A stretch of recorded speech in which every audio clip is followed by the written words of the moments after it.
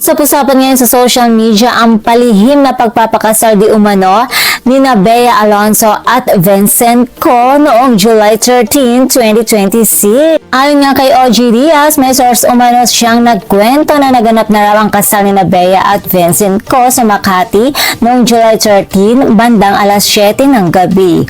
At ang mas nakakatuwa pa raw, very intimate lang ang naging seremonya. Hindi raw ito ang grande na punong-puno ng celebrities, kundi simpleng celebration kasama lamang ang taong pinakamalapit sa kanilang puso. Totoo lang mga chika, kung sakaling totoo talaga ito ay parang bagay din talaga kay Bea ang ganitong klaseng wedding. Hindi na niya kailangan ng sobrang bonggang celebration para patunayan ang kaligayahan niya.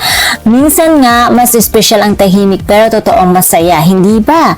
Isa pa sa ikinagulat ng marami ang sinabi ni Ogie na may nag-confirm umano sa kanya na mayroon ng marriage certificate ang dalawa. Siyempre, nang marinig ito ng mga netizens, iba-iba agad ang naging reaction. May mga natuwa at nagsabing, finally, deserve ni Bea ang maging masaya. Pero mayroon din nagsasabing, hintay muna natin ang official na anunsyo bago tayo maniwala. At alam nyo, tama rin naman talaga yun kasi sa panahon ngayon, ang daming lumalabas na balita na minsan ay nauuna pa sa official na konfirmasyon. Kaya mas maganda pa rin maging maingat tayo sa pagbibigay ng konklusyon. Pero syempre, kilala natin si Mama Ogie kapag siya talaga yung nagbalita at by source siya na legit at meron namang ipinakita sa kanya na evidence, masasabi natin na yes, totoo. Napag-usapan din ni Ogie ang naging kontrobersya noon tungkol sa umanong prenup agreement ni na Bea at Vincent.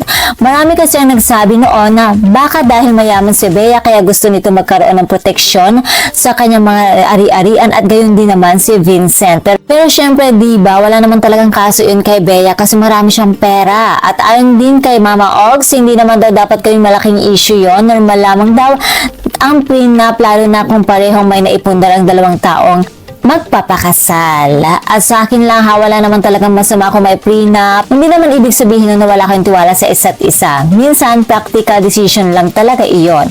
Lalo na kung parehong successful at maraming pinaghirapan ang dalawang tao. Hindi ba mas maganda na malinaw ang lahat kaysa magkaroon ng problema sa huli?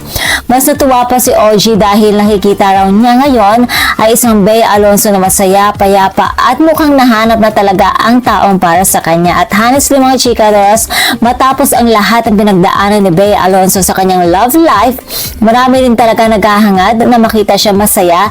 Kung si Vincent nga ang taong nagbibigay sa kanya ng peace of mind, bakit naman hindi natin ipagdasal ang kanilang kaligayahan? Kaya naman mga chika, mula sa akin YOLA chika, congratulations Bea Alonzo and Vincent Co. And that's all for my chika. So for my showbiz update, please don't forget to like, share, and subscribe my channel. Thank you for watching.